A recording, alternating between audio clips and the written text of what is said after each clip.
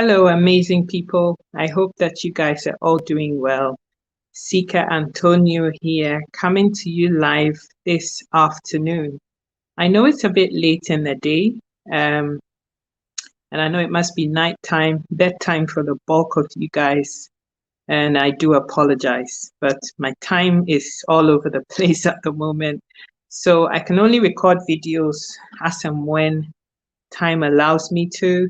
Um, I guess in another month or so, my timings might be a lot better. So my name is Sika, and you're welcome.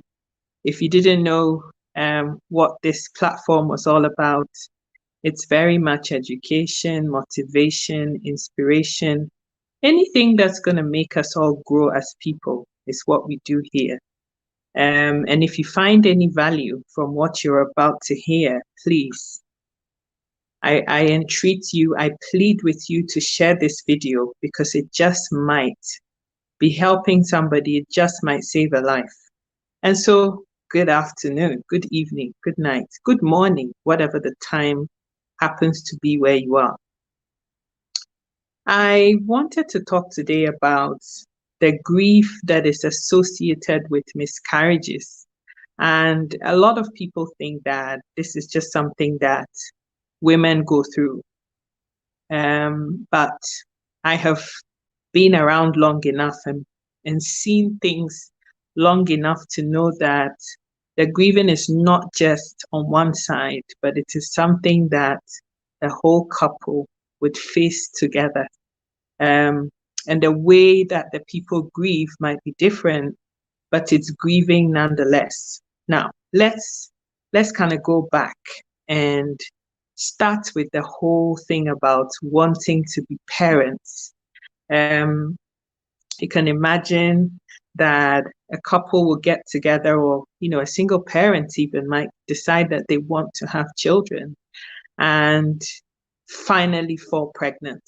For a lot of people, they might have issues. They've tried for so many years and nothing is forthcoming. And then all of a sudden, finally, their prayers have been answered and there's a pregnancy. There's all this excitement. People are so happy and life is good, and then somewhere along the line, the most critical periods for a lot of people is the first trimester, the first 12 weeks. And so, for us Africans, together with a little bit of superstition and stuff, most people wouldn't talk about being pregnant to anyone apart from their spouse or whoever it is that got them pregnant for the first 12 weeks because of that very reason, that there's a big chance, a big possibility that you might not be able to carry that fetus past the first 12-week mark. And so a lot of people are quiet about that. And then you kind of make it through that, and some people get into the second trimester and then they have issues.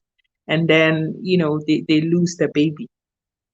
Now, the most painful part, though, is that some people get from the second trimester into the third trimester even.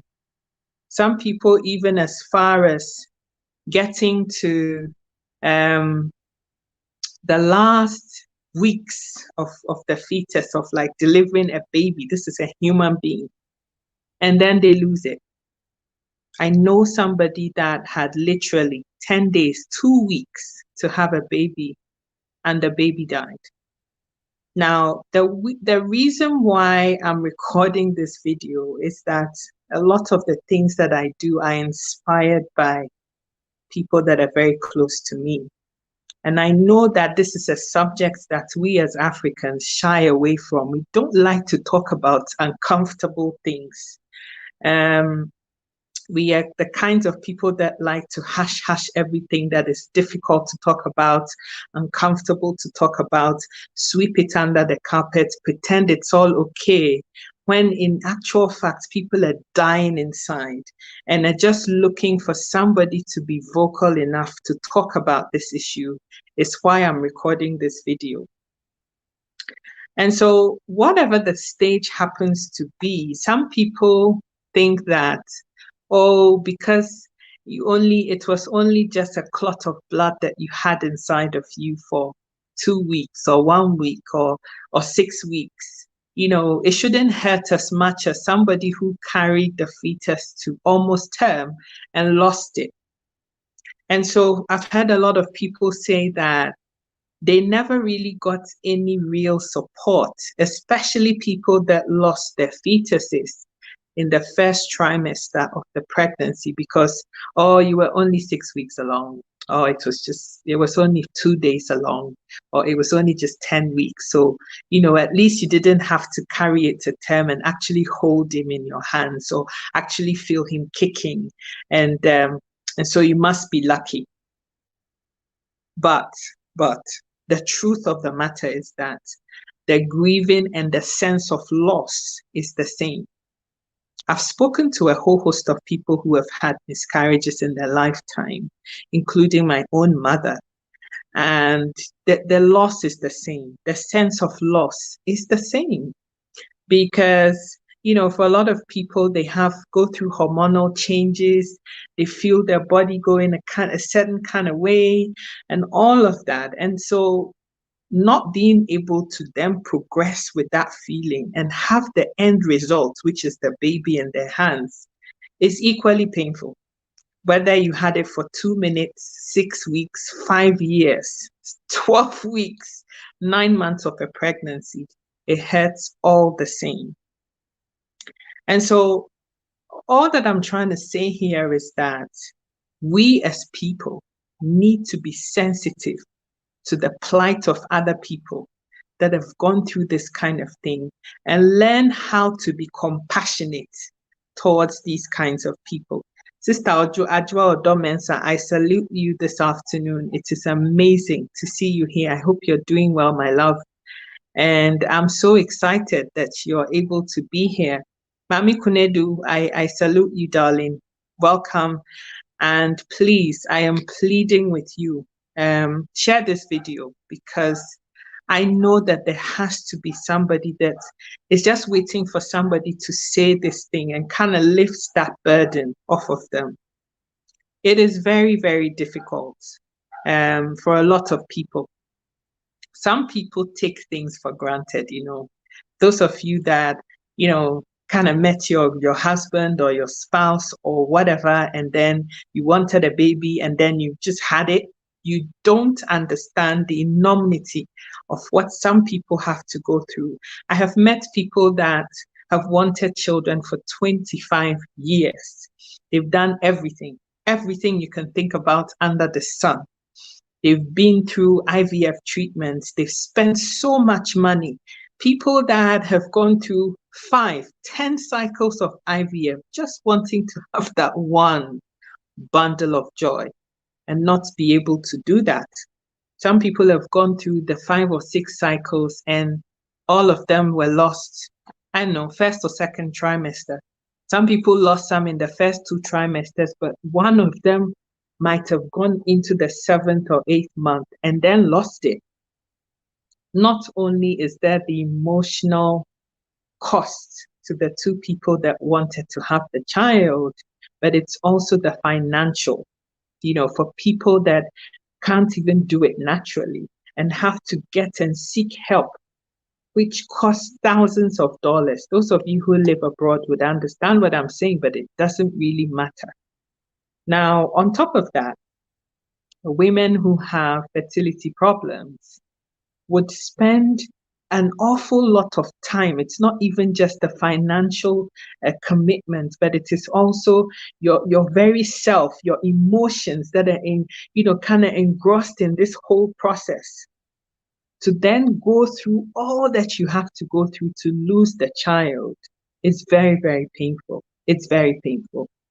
IVF, people just throw that word, oh, if you can't have a child, you just go for IVF. As if IVF is just something that you go sit in front of a doctor and the baby's implanted into you. It does not work like that.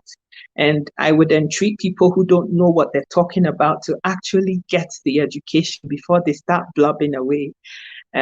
Because if you actually understood the enormity of the challenges and the stuff, the stress that the people that are going through the process go through, you might just be a little bit more compassionate when you're talking to such people. Your attitude, the way you behave, the things that you say around such people just might be a little bit more considerate when you talk about stuff like that. Rabbi, I salute you, my love. It's good to see you here. God bless you. Please share the video. Please share the video.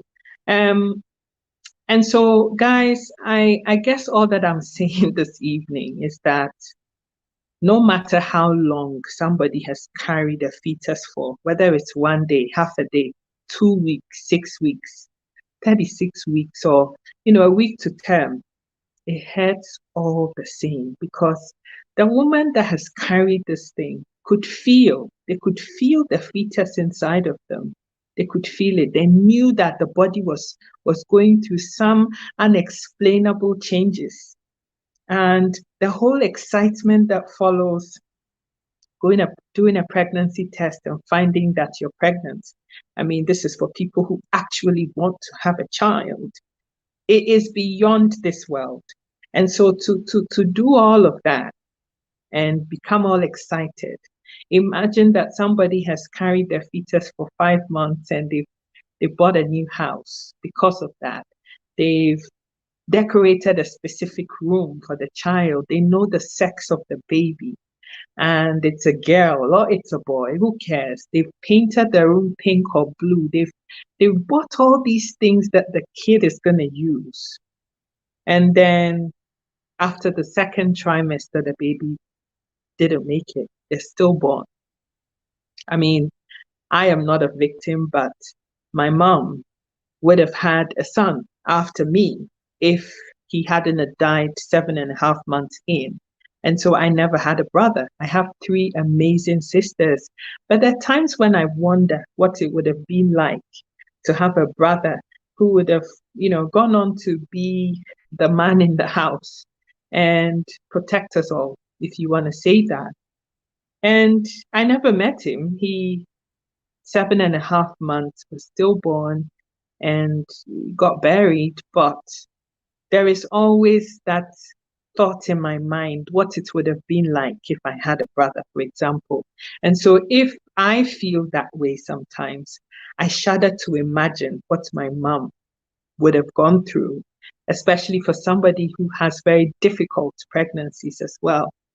No matter how much people like to downplay it, the fact of the matter is that once that child is growing inside of you, there is a bond, a special bond that is formed between mother and fetus that can never be downplayed, absolutely never. And to go through all of that, the hormonal changes, the vomiting, the throwing up, and all the horrible stuff that people go through to lose the kid is very painful, very painful. Now, the reason why a lot of people don't like to talk about this thing in our African communities is because we're not compassionate people. We don't talk to people by putting ourselves in their very shoes and wanting to imagine what it must feel like to be in their shoes. Sometimes I say things that make certain people upset, but it is the truth, though, is that it's almost as if we have oral diarrhea, like you can't control yourself and your backside when you're going through, runny stools, because it just comes out. And sometimes it just feels like we don't spare that moment to just think, this thing that I'm about to say, if somebody said that to me, what would it feel like? And does that even sound right before we open our mouths? But we just say it because we think we have to say everything. And we end up hurting people. We end up shattering people. Some people forget that one sentence that you say to somebody, that one word, that you voiced out to somebody could be the end of somebody. I know people who can't have children, and because of that mere fact, they don't go out, they don't socialize, they don't hang out with their own people because that is all people are focused on. That is all people are fixated upon. And also the stigma that is attached to miscarriages or infertility or inability to have children is absolutely ridiculous. It's almost as if you're a woman and you can't have children, you're stupid. You're not sensible enough. You don't deserve to sit at the table and rub shoulders with women that are fertile when there are big decisions that need to be made about your family or some issue that is going about. The mere fact that you, for whatever reason, don't have children is the decider between who sits to discuss the issue and who doesn't. And I think it is a very primitive way of thinking. I think it is a very unhealthy way of thinking. It is an absolutely hurtful way of thinking. But, we as Ghanaians, especially, we like to describe ourselves as being very hospitable people. And I beg to differ that I don't actually feel hospitality from my own people. I don't. We don't have boundaries. We don't even know what it is to have boundaries, let alone have the boundaries, if you know what I mean. And yet, people of other races and ethnicities are more sensitive to certain issues because they have empathy and compassion. And these two things are things that are lacking in our communities, unfortunately. But it is the gospel truth. I know that a lot of people don't. Why is he talking about this thing? This is such a boring, sensitive topic. But it is the truth, though. And somebody has to talk about it, though. And who better than somebody who, maybe indirectly has felt some of these things that I'm talking about. In my case, I have fertility issues, which means that it's been impossible so far for me to even fall pregnant. So I haven't had the grief of losing after the pregnancy. I can't even get pregnant first to talk about how it will feel like to then lose it. And so for somebody who wants to but can't, I can absolutely just imagine what it would feel like to then not be able to follow through and have the said thing. I don't know if I'm making sense to somebody here, but that is why I'm talking about this issue. Another reason why I'm talking about this issue was because today I really wanted to be vulnerable to some of you because it might strike a chord with some of you. I disappeared from Facebook for a very long time, from social media. I wasn't really a big social media person anyway, but I was quite active on my personal profile page. For those of you who want to go verify, the year of end of 2017 into 2018, I was bombarding my page with all sorts of health stuff and in your face with it. And then somehow, suddenly, in 2019, I just disappeared. I just ran to hide. And there was a reason for that. There was a reason for that. Thank you so much, Mami Kunedu. God bless you for saying that. But something happened. There was a reason why. So here I was, always thinking that, yes, it hasn't happened yet, but it will just happen, just like that, it will happen. But then I got to the stage at age of 38 thinking, well, maybe I should go find out what my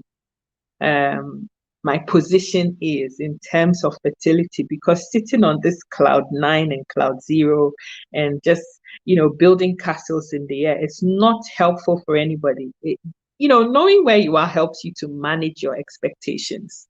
And so I went and sought advice. I wanted to know where I was. Now, don't forget this, that I've had polycystic ovaries since I was 12. I got a diagnosis 8 years down the line, but I still didn't really fully understand the enormity of what I was dealing with.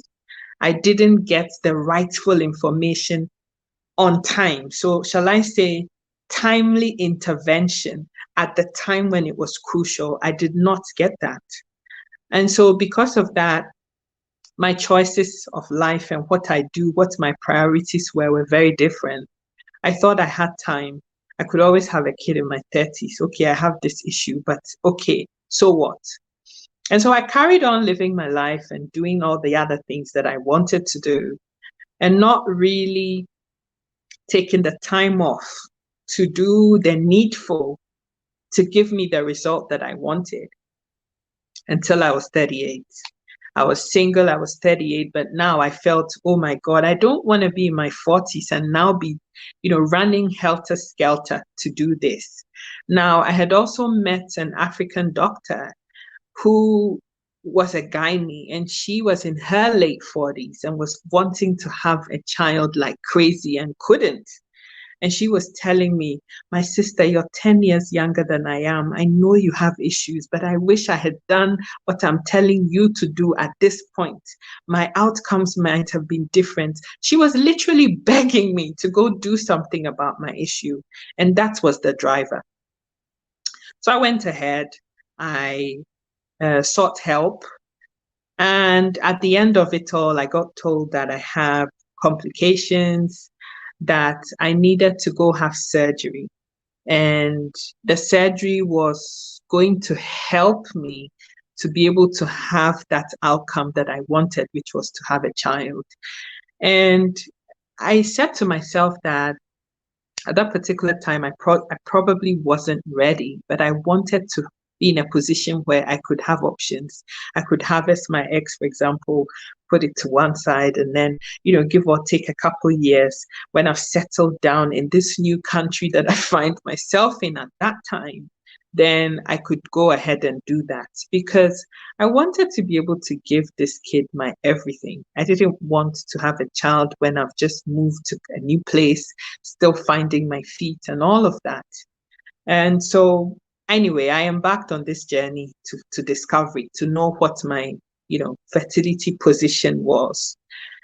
And I went through a whole host of stuff. I can't begin to tell you. Maybe that is another video, but I went through a whole host of tests and poking and prodding and all sorts of things. Anyway, I had the surgery in November of 2019. It was 3 procedures in one. I came out with all sorts of post-surgical issues, hemorrhoids that were bleeding, that it was just a whole host of things. But anyway, I went through all of that with the hope that it would have fixed the issue and gotten me to the place where I would get what I wanted. And I had options as to when I did it. 6 weeks after surgery, so this is now coming into 2020, January, I go back to see this consultant. I'm all excited. I'm bubbly.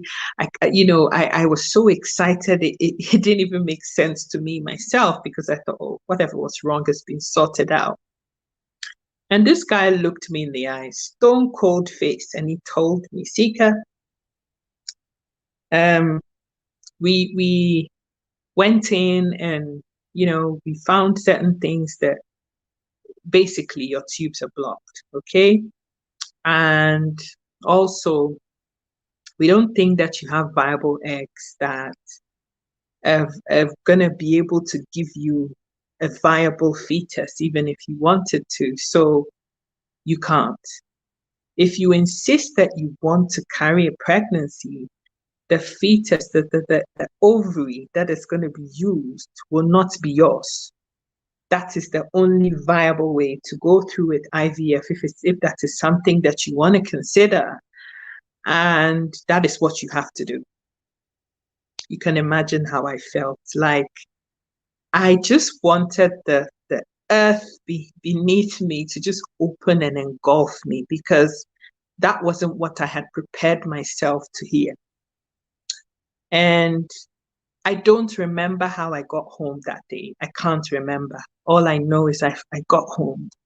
It was raining, it was snowing like hell, but I got home. Now, I got home and knowing me, wanting to show that I am a tough nut, would outwardly show to everybody that I was fine. I didn't even want to discuss this thing with anyone. I only told my nearest and dearest, two people. One of them was my dad. And then once I did that, I didn't want to talk about it anymore. So during the day, happy, bubbly, jumping around and all of that. And then at nighttime, I crushed. It was like there was nothing that could console me, nothing. I cried like crazy. I cried like a baby. Oh my God. I've got goosebumps just thinking about it right now as I'm talking to you guys. And it was difficult. It was hard. Now, most African people would have done the next thing that I'm about to say, which is what I had started doing, pretending that it's all okay, keeping up appearances. For those of you that live in England, there's a program called Mrs. Bouquet. And Mrs. Bouquet always wants to look prim and proper and prove that she's got her shit all together. But she didn't. And a lot of us Africans, that is our attitude. We're burning inside. We're dying inside. It's like our very inner self is crying out loud for help, but we don't want anybody to see that because vulnerability in the African context is a sign of weakness. Whether it's male, female, it's a sign of weakness. And people, if you're not careful, take advantage of that. And so you hide. And so I was wearing it very nicely. I would go to work and I was on top form. Everything was fine, but I was dying inside. Now, I had had a previous experience with somebody very close to me taking their life. And I think for me, that was the focal point and the switch for being conscious about therapy, being conscious about getting, yes, the program was keeping up appearances. Indeed, my darling, Mrs. Bouquet, the Bouquet residence, the lady of the house speaking. Exactly, that was the program. I loved it so much. I actually have some DVDs of that thing, and I have a good laugh sometimes about it. And we shy away from therapy. We don't want to get help. Oh, why should I go see a shrink? Me go sit down and tell other people my problems. What is that going to do for me? That is typically us, especially our male counterparts. Oh, therapy. No, no, no, no, no. Even some women, they don't want anybody to know that they did that because they think that it is an embarrassing thing to do. But this is it. So in the midst of all of this thing, in 2020, what happened? COVID hit. And when it did, we were all cooped up inside. The reason why I could hide and pretend and keep up appearances was because every morning I get up and I have people to go keep up appearances too. There was an office and it was buzzing. There were always people in. There was always something to do. And so I didn't have to feel the pain whilst I was busy engaging in all of those things, did I? And so it was very easy to just, carry on, pretend nothing's happening, and just go through life like that. But ultimately, I had to face up to the fact that it wasn't okay. I was not okay, and I needed to get help. I stuffed my face with a lot of chocolate. I started painting, something that I never do. I bought coloring books like a child, and I started painting. And somebody would say, oh, yeah, that's a good thing. That was a new craft to pick up and do. But if I was doing something new for the right reasons, it would be good. But before I could do the painting, though, I had to stuff my face with chocolate first. And that wasn't a healthy way to live. So all I did was I'd go to work, I'd come back, I'd cook, I'd clean, I'd do whatever I have to do. And I couldn't wait to just go into my hiding place. That is my bedroom. I lie on the floor on the carpet and I spread out my colored pencils. And I have this huge coloring book and I was painting.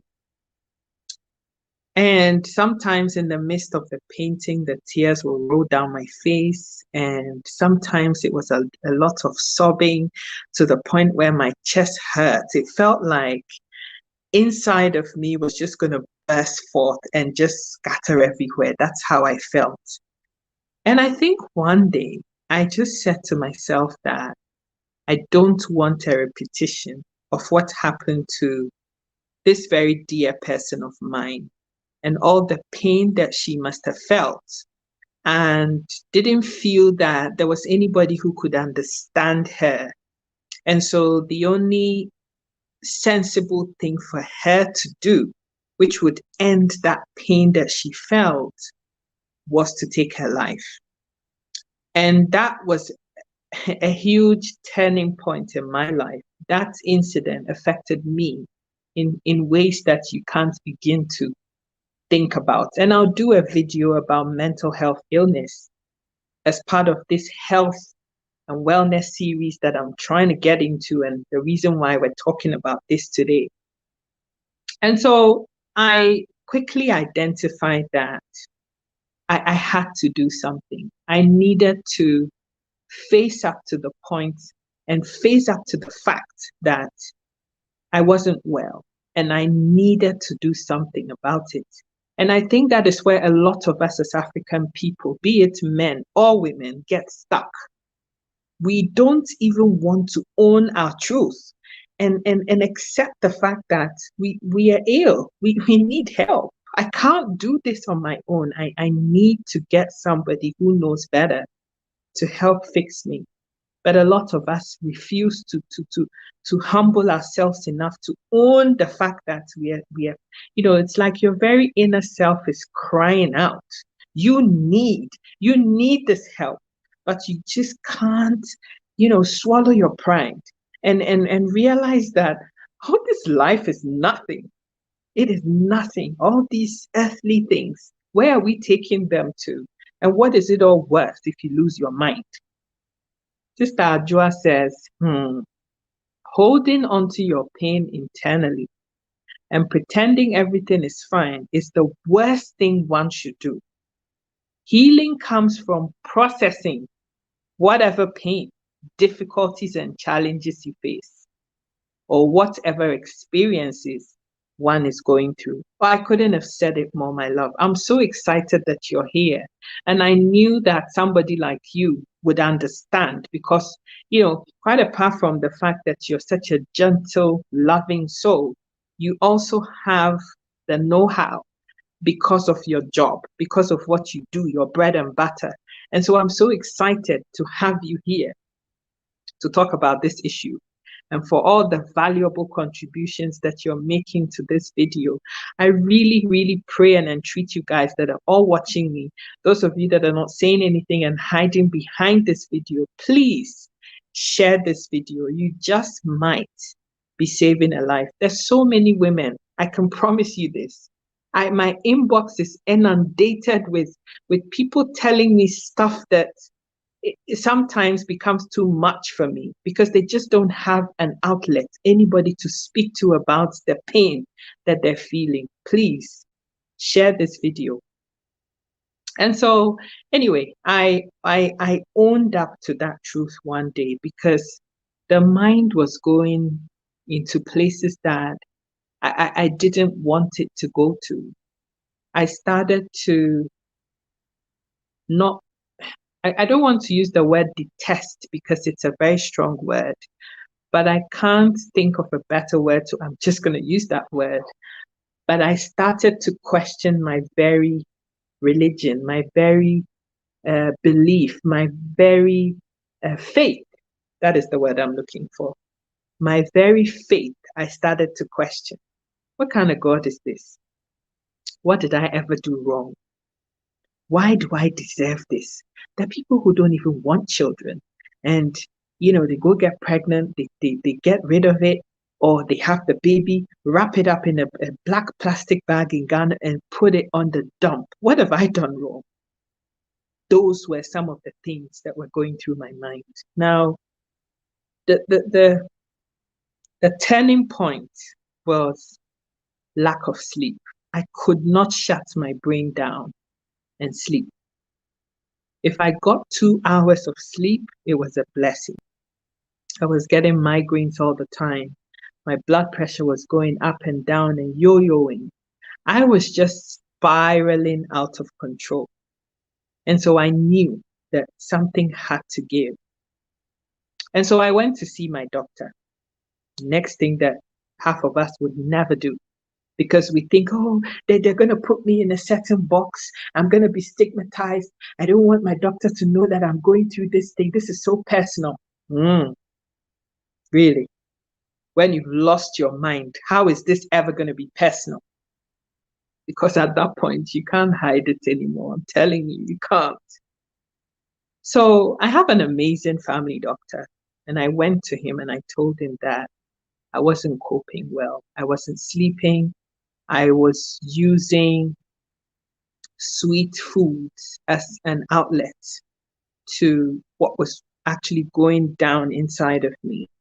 And I didn't think it was right. I wasn't suicidal at that point, but I think I just knew that I had to nip it in the bud before it started to get there. I've had suicidal thoughts before. I'm not even going to deny that. That is a whole other issue as well, but it's been there, And so I finally owned up to the truth that I needed to get help. And that is the point that I'm trying to get to. And the reason why I'm saying this, these are very personal bits of me that my nearest and dearest would not want me to talk about in front of any camera, less so to talk to the public about, for personal reasons. I come from a very, I won't say closed, but my family are very private people. My parents don't want any fame, don't like that stuff. They just want to be, unassuming, quiet people that live their life. But they have, unfortunately, a daughter who is now in your face with this stuff. And I always have to consider them in everything that I do because I love them so much. But I just had to do this video. I had to. I've been thinking about it for a very long time, but today was the day it had to come out.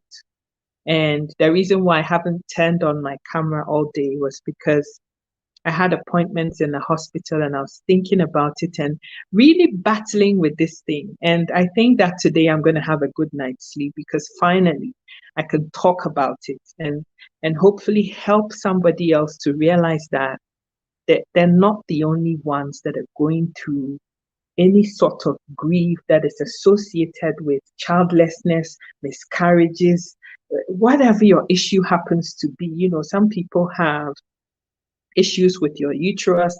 You've got fibroids the size of a football, and because of where it is, you would not be able to have children. Some people have had to have hysterectomies because of it. So you don't have a womb, you're not having a child. And so whatever your reason happens to be, I don't care. But what I do care about, though, is that now that you know where you are, what are you doing about it? Are you deluding yourself and saying, "Oh, I feel fine. I'm okay. I look good. I'm good."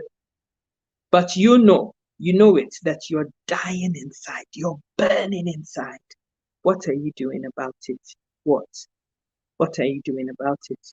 I'm going to read a few of these messages here. Sister Doka says, God bless you for using your pain to help others who might be in a similar situation. God bless you too, honey. Sister Jodo says that it shall be well with you and God's got you, sis. Love always, and you're uniquely blessed because your best days are ahead of you. I love you, darling. It's terrible what you've been through, but I believe something great is going to come out of this pain. I've had too many people say that to me. It's actually scary sometimes. But anyway, the reason why I'm doing this video, as I've said, is because I want people that are suffering similar situations to me or worse to go get help. Get help.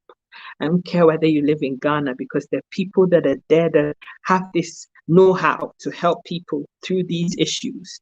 But until you open your mouth, until you vocalize, until you own your truth, admit it to yourself that the fact that you can't have children, the fact that you fell pregnant and you lost the baby, the fact that you've had miscarriages, the fact that you have fibroids, the fact that you have PCOS, the fact that you have whatever it is that you have is painful.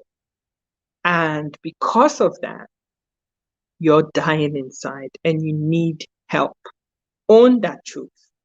Own it, accept it inside the core of your being that, you know what, I can't do this on my own. I need somebody who knows what they're doing, who can help me, give me the coping skills that I need, that is going to help me deal with my issue. I need that. And get the help. Get it, because you do need it. So that is the first reason why I did this. Like I said, I would never in my wildest dreams come raw and vulnerable and say these kinds of things on a camera. Never. I won't do it. But I'm doing it because I just feel like even if it's one person that listens to this and does something about it, that will be one soul that would be saved. Anyway, so I sought help, and within a couple of weeks, I was put through to a therapist who, due to COVID, I couldn't meet in person, but it was another voice on the other side of the telephone that I could speak to. Now, the beauty of all of this whole thing and therapy is that the other person that you're bringing into your situation is objective, because there's no emotional attachments to you. They don't know you, right? You're secure. Your business doesn't go to your aunties and your uncles and your friends and people who you don't want to know your stuff. Number two, they are sworn to be confidential with all of your stuff because of the work that they do. And if they're not, the consequences for that. So that is number two. The only times when they have to divulge information that you give them to other people is if you are suicidal. If you tell your therapist that you're going to kill yourself, she owes it to you that you protect your own self and maybe the people around you, because you might decide that you want to kill yourself by shooting yourself. And it could be that just at that time when you were going to do that, for example, somebody walks in on you and then they're in harm's way too. I mean, this is probably not the right platform to be going deep into this stuff, but I just want to say that that is the only time when, because of the legal stuff that they deal with, they have it. It's their responsibility to let other people know about it. But even then, they won't be calling your parents and your grandfathers and people from everywhere to tell them that this is what is going on. No, it is to make sure that you're safe and you're unable to self-harm or harm other people that are around you. That is the only time. Apart from that, everything that you tell them is confidential. Now, the one question that I really want people to ask themselves is this, is that you're dying inside. And if you don't do anything about the way that you're feeling, it will get to a point where other people that you don't even want to know your business will find out, because you'd have lost your mind. And so you start doing things that are weird. You will start doing things that are completely out of character. And so the very thing that you're preventing is the very thing that is going to happen. And so it is absolutely poignant. It is absolutely imperative. It is absolutely crucial. It is absolutely essential that you admit to yourself. That is the first thing. I've said it a number of times, because for me, that is what marked the turning point, is me sitting down and analyzing the things that are going through my mind, my thoughts, my behavior, my attitudes, the sort of people that I was trying to avoid. I mean, there was a time throughout all of that where seeing children just sent me on a downward spiral. I love my nieces and nephews. How was I going to relate to them in a way that they know their aunt relates to them if I don't fix myself? I couldn't be around pregnant women. I just couldn't. I couldn't do it. How was I going to get through life if I'm going to be avoiding all the pregnant women that I ever saw for the rest of my life? We're in COVID. The last kind of 18 months, there's been a surge in pregnancies and people having children because, well, what are they going to do? They just get knocked up. They all have babies, you know. And so you just know that it's time. You have to do something. Sister Joado says, sadly, there are instances where some people are suicidal and they end up hurting their loved ones. So true. So true.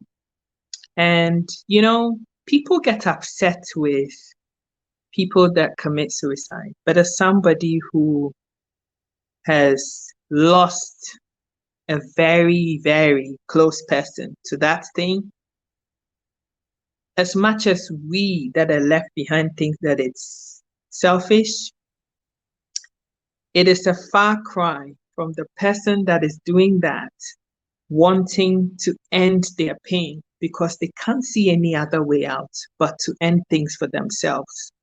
They're not thinking about you in that moment. They're thinking about the pain that they're feeling and wanting to end that pain. Now, I'm sure by now a lot of you would have worked out that Seeker has had a lot of therapy. It's not, you know, I have had therapy for different issues. And, you know, for me, there's a lot of things that I need to unpack. Some of them I've dealt with, and this is what I'm sharing with you. But there's still a lot of stuff too that I know is work in progress. But the fact that I can record this video a year and 2 months after feeling all those feelings is a clear indication to me that change has taken place. I had my last session with my counselor on Monday, and it was from Monday that I really wanted to record this video and was tossing and turning and praying and thinking about it before I actually switched the camera on. And she was telling me things that I couldn't even recognize or believe that I said from the very beginning. It was just a whole host of issues, you know, things that are associated with it, things that are not, but it all just gazillioned into this whole big issue that I couldn't dig myself out of. It's almost as if somebody throws you into a pit full of rubbish and heaps and heaps and heaps and heaps on top of you to the point where you're at the base of the pile of rubbish or trash, as Americans would call it, and can't even think how you're going to maneuver your way out of the pile of trash. And that's how I felt. It was just every other thing was just too much of an extra added thing on top of what I already had to deal with. You know, Mr. Jodo says that there are some instances where some people are suicidal, but they end up hurting their loved ones due to the pain that they're going through emotionally and psychologically. And that is the point that I was trying to make to you, that people always judge people who have committed suicide. How selfish could she be? You burn and rot in hell and all of those kinds of things. And I just shake my head because a lot of us talk out of ignorance. We don't know anything about the subject, and yet we want to behave as if we are the professionals. We are the experts. We have all the expertise and the know-how about everything. But as somebody who has being left behind by a suicide victim. I can tell you this, that you ain't got no idea. You can't begin to understand what it is that people go through. You don't understand. And a lot of the things that they do, you only begin to find the sense to why they did what they did after they're gone, is what I'm saying. I will talk about suicide as a different subject matter. Today, we're talking about people that are grieving the loss of being able to have a child or a miscarriage, something around baby loss. Is specific, because that is a specific kind of grief that I want us to talk about. We will talk about mental health issues and suicide. This is just going to be a series of health stuff. And so this is me launching into health stuff again, because I took a break away from it because I needed to fix me first to be able to pour out to other people. So here I am being raw, vulnerable, whatever word you want to call it, and trying to get you people to understand the seeker has been there, done that, and worn the t-shirt. A lot of people look at me and, oh, she's so lucky. She's got her life together. Life is good. She's so lucky. But I don't think that you guys really, really want to go through half of the things that I've dealt with in the 40 years of my life here. I don't think so. It's been a heck of a lot. But as some of you have said, there's always a plan and a purpose for everything, and I believe that. And I just pray that God uses me to reach out to as many people as possible, because I know what that pain feels like. I know it. I know what it feels like. And I don't want anybody to do the silly things that I had started doing. I mean, for me, because I had already had the experiences of mental health, suicide, and all of that, I was already switched on to, understand those kinds of things. And so when I started not being myself anymore, I was able to say to myself, own it, that I needed help. But not everybody can do that. People that haven't had any of these experiences will do Mrs. Bouquet, keeping up appearances, pretending life is good when you know you're dying inside. And for me, as I said, the mere fact that I'm able to record this video, not shed a tear, not cry, not be hysterical and emotional and break down, means that change has taken place. And I hope that whoever is watching me can find strength from me being able to tell you this, being able to reveal my darkest, innermost things that I don't really feel comfortable to talk about on a normal day with you, in the hope that somebody will watch this video and think, oh my God, if this girl can talk about this kind of stuff, then I better go sort myself out. That is the result that I want to see. And I'm praying that the 9 or 10 or however many of you that are watching this video would actually share the video, would actually get people watching this video. Share it to your groups. Share it on your personal profile pages. I don't care how you do it, but I want this word to go out. It's on YouTube and it's on Facebook. I don't want this to just be a wasted video. I want as many people that I can reach to reach. And you are the people that I'm counting on to help me do this. And so it was a whole lengthy 14 months of therapy. Now, I have to put a disclaimer here and say that don't go to therapy thinking that when you go to therapy and you have the therapist and you pour out your heart to them and you tell them everything you want to tell them, then that's the end of the story. Oh, I'm better now. We've talked for 2 hours, so I'm healed. That's not how it works. You have to be wanting to get better. You have to desire to be well yourself.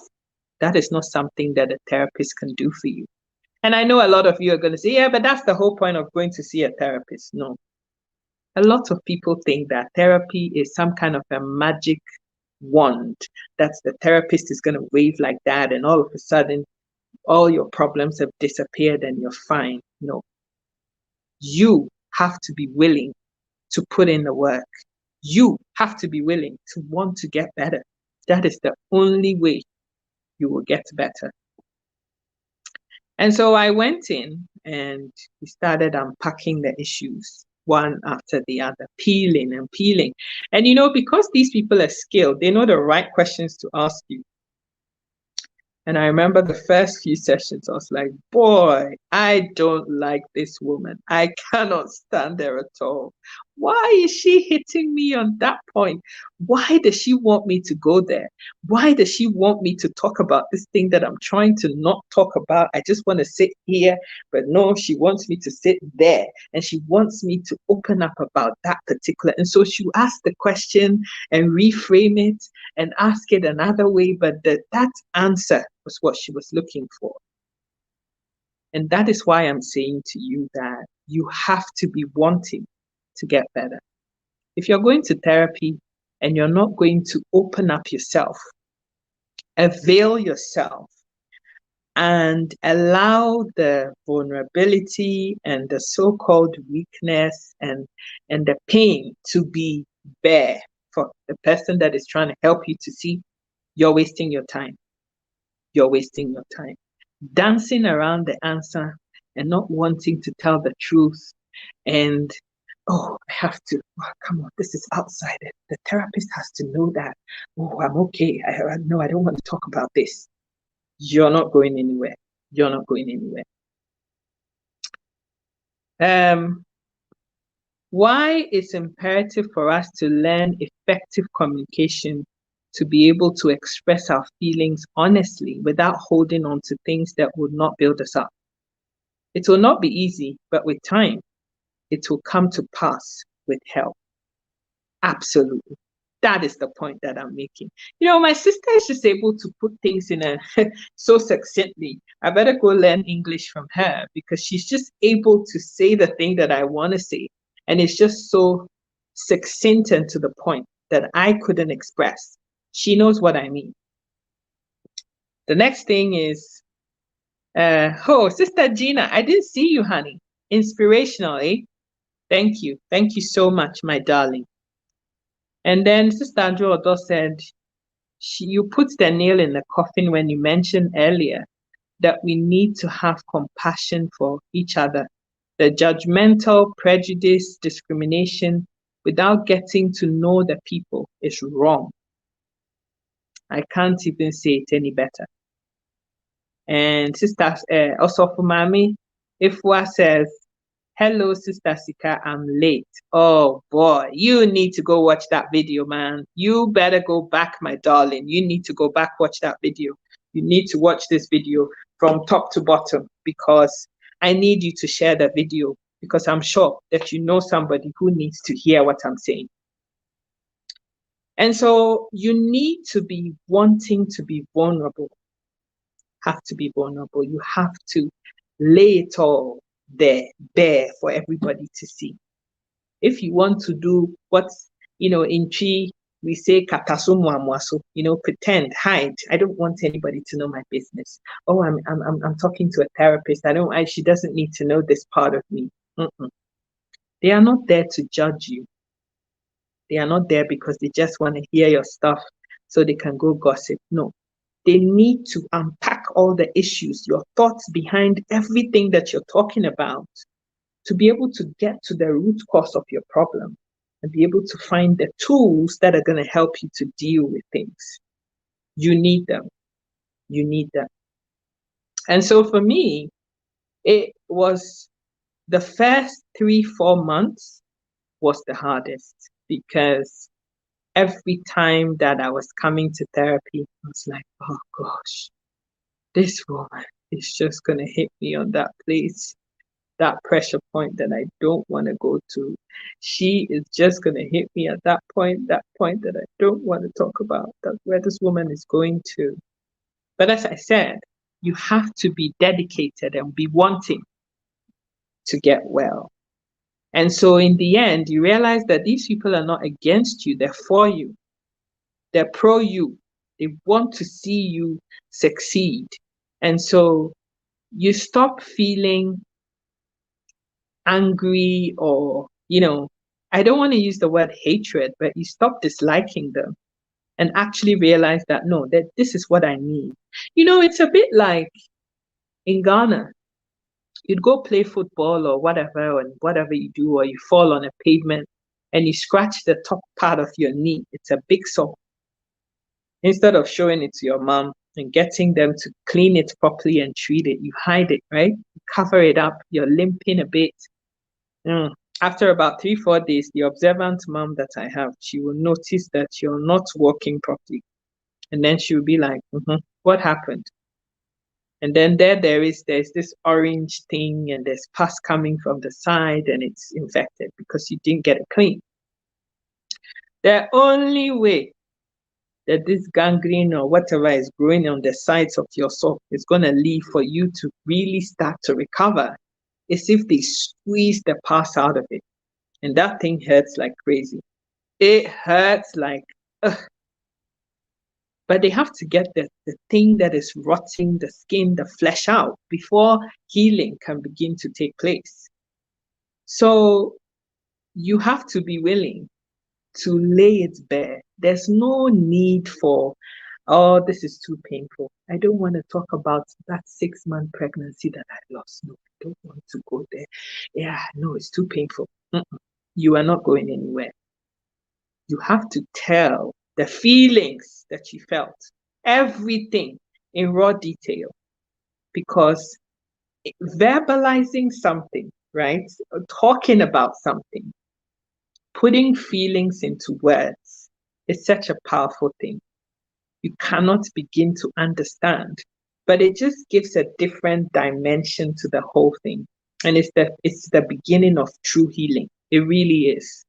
Hiding, covering up, not opening up, always worrying about who is listening and what are they going to think, and all those things about judgmental. You're not going anywhere. If you can't trust your own people, go somewhere else. Go talk to a professional Caucasian person if you have that opportunity to do that.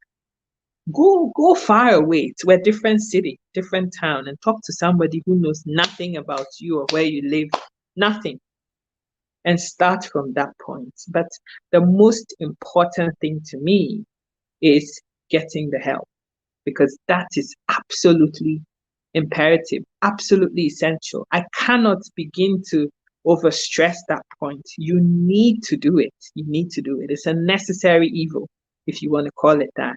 You have to get it done. And so Sister Linda says, you are very inspirational. Thank you. You're welcome, my love. Please share the video. Share the video. That is all that I ask of you guys.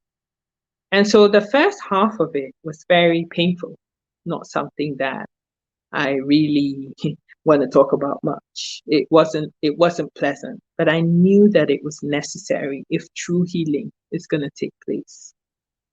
Then from that point in, it's starting baby steps to beginning to find how to build you up so that you're able to cope with your situation.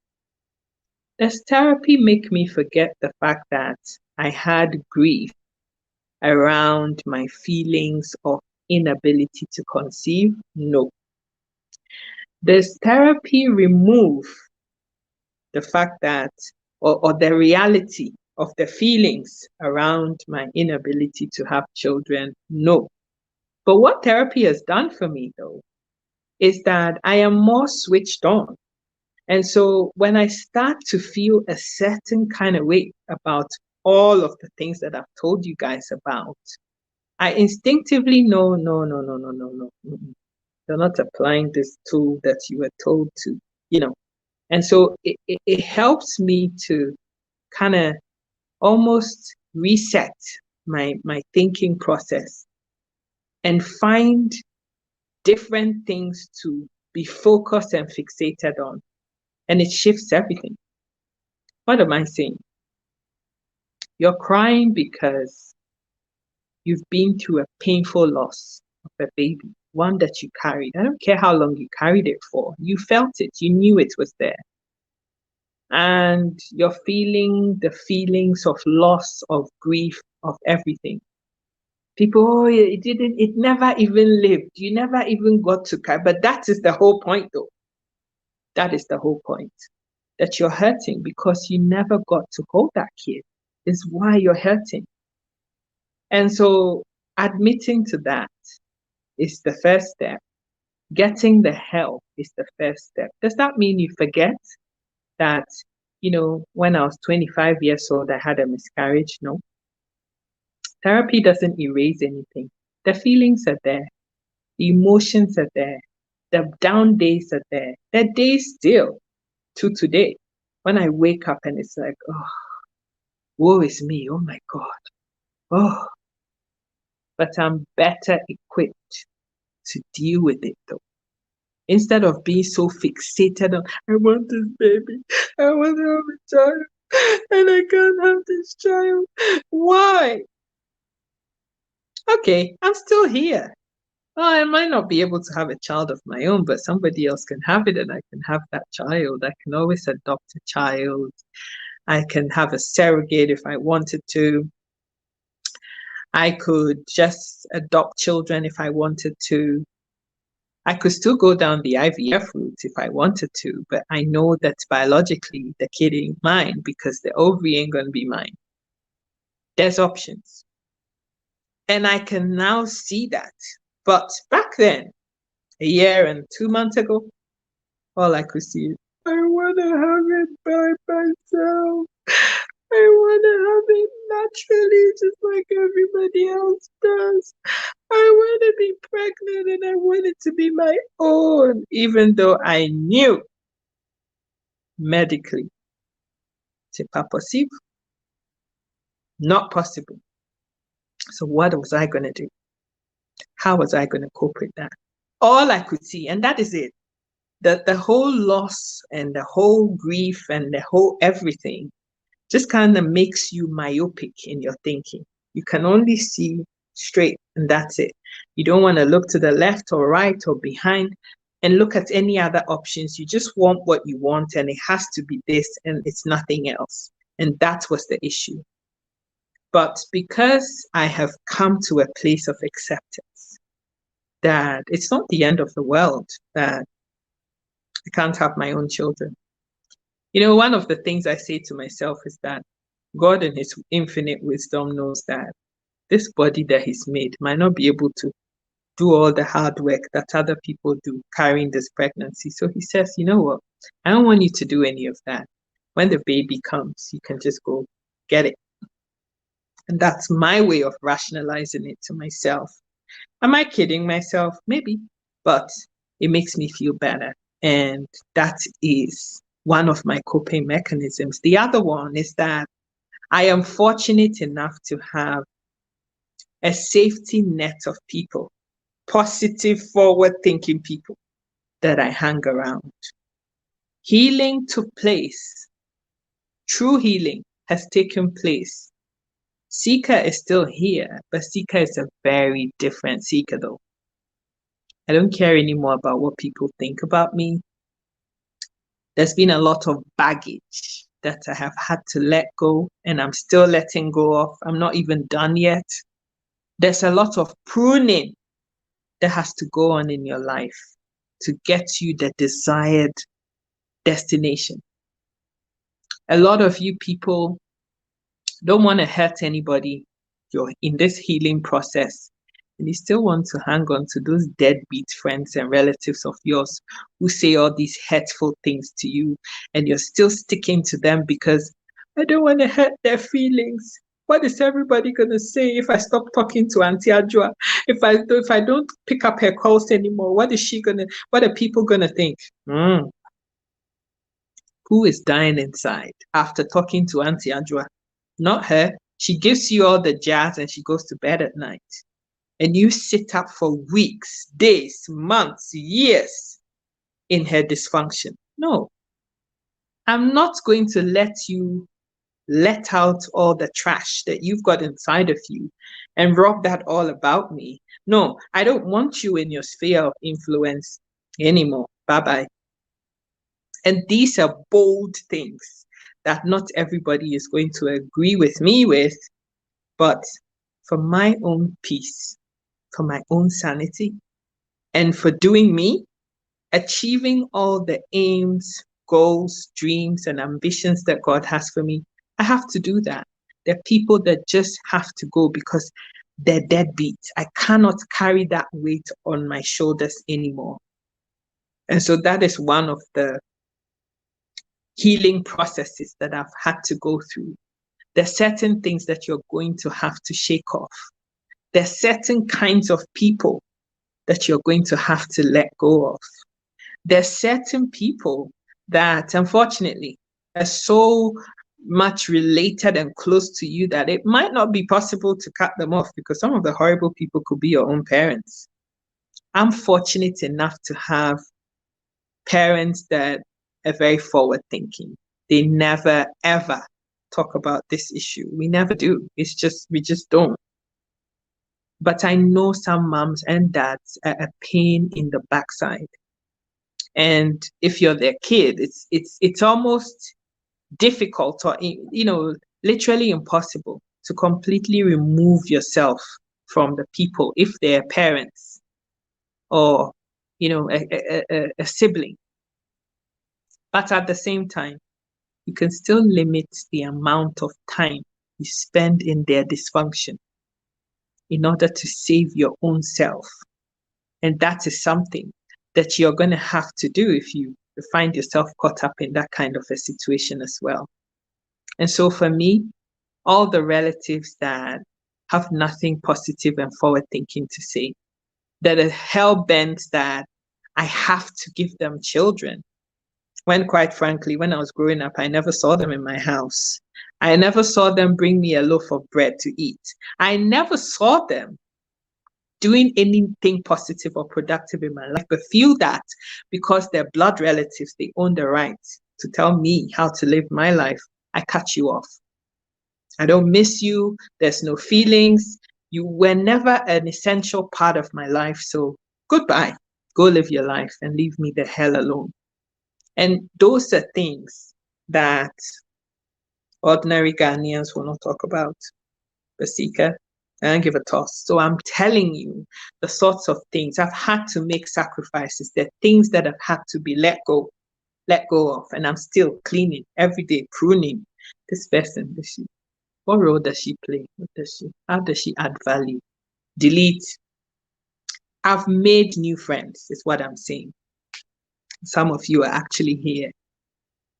10 months ago, for example, 10 months ago, for example, I would say this. Sister Jo Odomensan was somebody that I would watch from a distance. I was watching her from 2018, 17, thereabouts on social media. I would jump on at the back and be listening to her videos and the teachings that she did about love and marriage and all of those things very quietly. Unbeknownst to me, that in the last 9 months, that she would become like a sister to me, somebody that I can talk to about my innermost feelings without feeling anything. We're not blood relatives, but it's as good as being that because we talk. Another person that does not ever like me to say this, Amma Manson, that was another one. I have known her. We went to the same secondary school. I knew her from a distance. She was not my friend to any big degree back then. I knew who she was, but that's about it. 9 months of being around her, 9 months of relationship, of friendship, of sisterliness. And the kinds of things that we've achieved together as sisters in 9 months is much more than 30 years of knowing other people that I called my friends. 30 years of knowing some people that I called my friends. And so, sometimes Just sometimes you have to be willing to get rid of certain things that you think, oh, it's going to be so painful to let go of this thing. But God always replaces what you've lost with better. He never gives you substandard stuff, never. And I'm really actually happy to have lost all those people.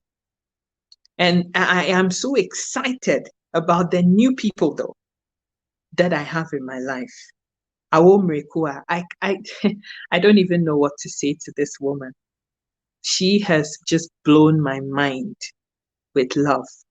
And a whole host of people that I can't say some names without saying the others. But people leave indelible marks on your heart that nothing can ever clean. Sister Auntie Afoda is another one. She doesn't even know this. But it's just a whole battalion of people around me. And the things that they do, some of them I observe from a distance, don't really say very much. I just quietly absorb the information that they're giving. And all these people on social media. I love you guys so much. You guys are just amazing. Amazing people. That's all I can say. I love you all so much. It's been a very exciting journey, and I look forward to many, many more years of knowing every single one of you guys. I can't wait for this whole pandemic to be finished so I can actually meet my new friends in the flesh, see them, feel them. Sister Aisha, Olga, oh boy, a lot of people. I just can't. Thank you guys. You've really shown me what it means to have forward-thinking, amazing people that are progressive. It's very sad that when you say good things about people, nobody goes to tell them.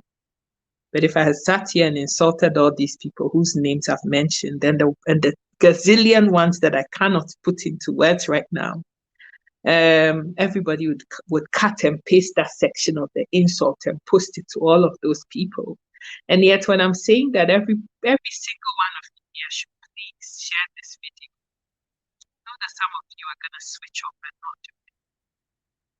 But please, there is just that somebody this message needs to go to. And I'll share it to everywhere that I can share it to, but I need help. I can't do it on my own. This is why I'm begging to do the needful, to help me. Let's not be selfish here. Other people need to hear this too. Guys, I hope that this has been some kind of a comfort to people that have lost children, people that wanted to have them and couldn't have them, people that are grieving. The whole fact that you have a certain health condition which is not going to enable you to do what other women do. Like me, I have PCOS. I've said this a gazillion times. If you're new to this page, then I'm telling you that I have polycystic ovaries. I've had it for 28 years, and I have infertility complications as a result of that, and can't have children. Done. Now, whatever grief it is that you're feeling, whether it's miscarriages, you had some terminations when you were much younger, and now that you're older, you want to have a child, but you can't. Some people have had ectopic pregnancies and lost a fallopian tube. Now the other one that you have, it's not going to be able to help you to support having children. I mean, there's a whole variety of issues why people are infertile.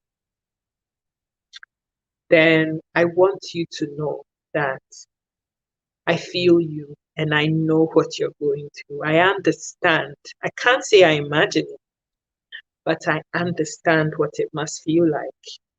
But it is time for you to own your truth and seek help, because help is out there. And if you're serious enough, if you want the help badly enough, you will find it. Let's not leave the men out of this issue. It's the last point I want to raise. Because when whatever the reason for losing a child or not being able to have a child is, a lot of the attention is given to the woman because obviously she's the one that's going to carry the pregnancy. She's the one that's everything. And so all the focus is especially on us women, understandably so. But as somebody who is a very objective human being, and I speak to men too that are in this situation, I can tell you that the grieving is just as bad, if not worse, for the men, because they almost feel like they have to be strong for their spouses, but their hearts are breaking.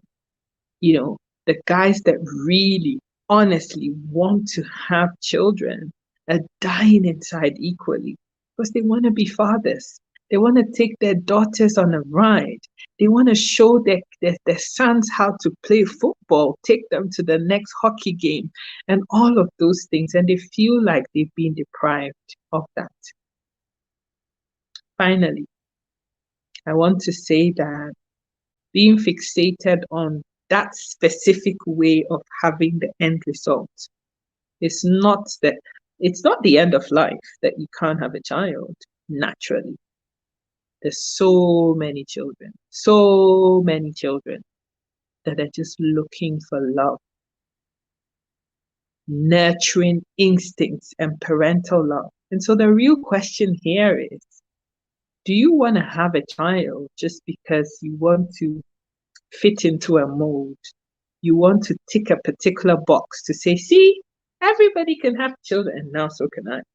Is that why you're doing this? Or are you wanting to be a parent because you feel that you have that maternal or paternal instinct and you have that nurturing thing inside of you and you have so much love that you just want to give to somebody else?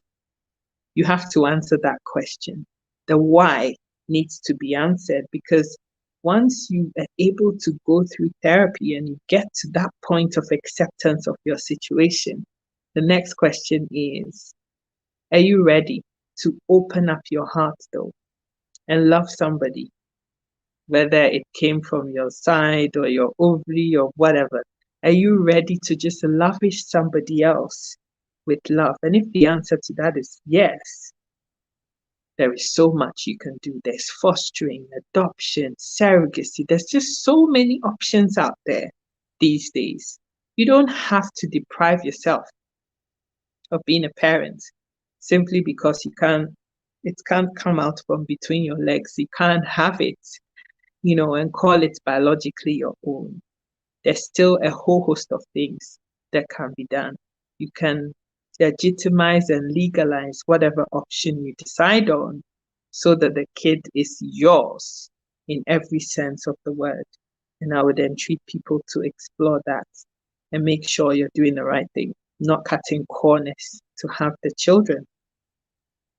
I hope that this video is going to mark a turning point for somebody who is going through a loss, grieving, that is associated with childbirth or the lack of it.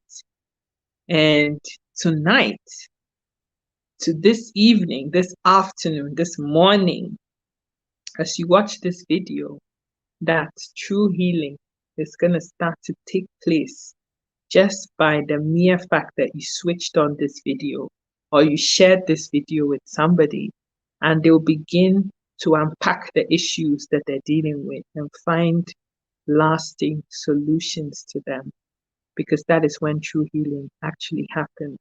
When you begin to live a more happy, fulfilled life, knowing that you buried the hatchet fully and you're living your best life. Grief can take away your very self. Grieving can take away all the excitement and all the life that is here to be lived right now and here on the surface of the planet. Don't give grief the power over your life. You're worth so much better. You're worth so much more. than you can ever think or imagine. The plans that the Lord has for you, oh boy, will blow your mind. They're for good, not for evil. They are plans that are to give you a future hope and to elevate you. But you have to take that step of faith. Admit that you're broken. Go back to the potter's wheel and get molded all over again. Believe you me, you come back an absolute dynamite, an absolute diamond, because you would be refined, you'd be polished, you'd be clean, and you'd be whole, and you'd be able to love uncontrollably, unreservedly, and unconditionally. It's time. I know somebody is crying, oh my God, this guy is talking about this thing. It's so painful. But beyond the tears is action that you have to take. Don't watch this video and just turn it off and leave it because it's too painful. Own it, face up to it, stare those tears and that grief in the face and tell it that today is Liberation Day. Today is the day of change. Today is the day of true healing. Today is the day when I say goodbye to you. I don't want to be with you anymore. I divorce grief. I don't want grief in my life anymore. I want to live a meaningful life. How many of you are ready to do this? Seek has done it. I'm on that journey. And I entreat so many people to come join me.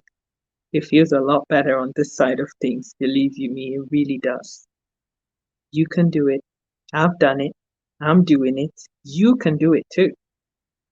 Just take that first step, one foot in front of the other. You don't have to think about how it's all going to get figured out. Just one day at a time, baby steps, and you will get there. Stajodo says that, I'm humbled, sis. Love always. Quality is more important than quantity, sis. God bless you abundantly. Complex, but there isn't anything we can't get over through Christ, because the forces that are for us are more than the forces that are against us. You see, she's a lovely, amazing sister that brings religion, Christianity, and all the juicy stuff from that into the mix too. It really helps. If the foundations of your healing are set right, everything else that is added onto it is just blissful and happy. Please take that step today. It is the best thing that you would have ever done for yourself. God bless you, people. I've talked so much. This was supposed to be a 30-minute video and it's been going on for an hour and a half. I love every single one of you. Please, please, please share this video. I've purposefully spoken English. It wasn't the intention. So that other people that don't speak our local dialects or languages would find value from what I've said. Everybody knows somebody who's hurting because of this very thing we've talked about today. Share the video. You just might save a life. I love you guys. Have a fantastic night. God bless you. And you're amazing just the way you are. Own it. Accept it. Accept it. And you would live that life of true fulfillment. And nothing and nobody could ever bring you down. I love you. You can do it. Go get it done.